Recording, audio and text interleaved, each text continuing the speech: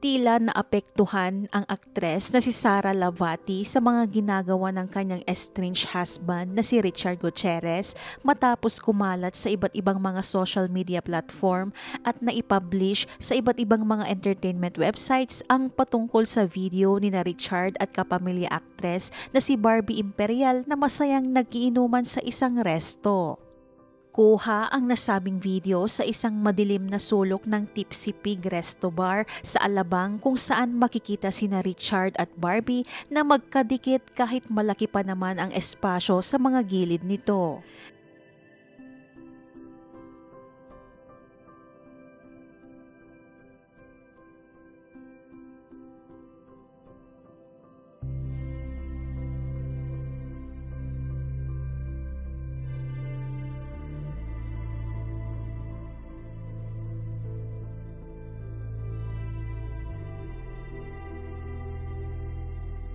Kaya naman dahil dito, tila napuno na si Sara Lavati at tuluyan na niyang tinanggal ang apelyedong Gutierrez sa kanyang social media account.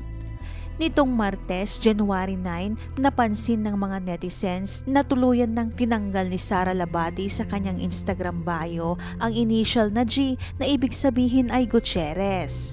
Matatandaan na nitong December 2023 matapos pumutok ang balitang naghiwalay na sila ni Richard ay binago ni Sara ang kanyang pangalan sa Instagram. Mula sa Sara Lavati Gutierrez ay naging SLG na lamang na sumisimbolo pa rin sa initial ng kanyang pangalan na dala ang apelyido ng kanyang mister.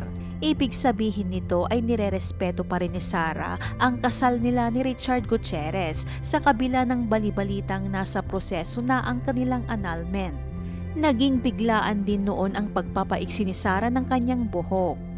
Subalit matapos kumalat ang video ni na Richard at Barbie sa loob ng isang resto bar na tila close na close sa isa't isa ay tuluyan ng tinanggal ni Sara sa kanyang Instagram bio ang apelyido ng kanyang asawa. Bukod pa rito ay inunfollow na rin niya si Richard sa kanyang Instagram account kasama ang iba pang mga pamilya Gutierrez, kabilang na sina Annabel Rama, Rufa Gutierrez at ang kambal ng kanyang asawa na si Mon Gutierrez. Hindi naman lingid sa kaalaman ng lahat na ang mga nabanggit na Gutierrez ay ang malalapit noon kay Sara.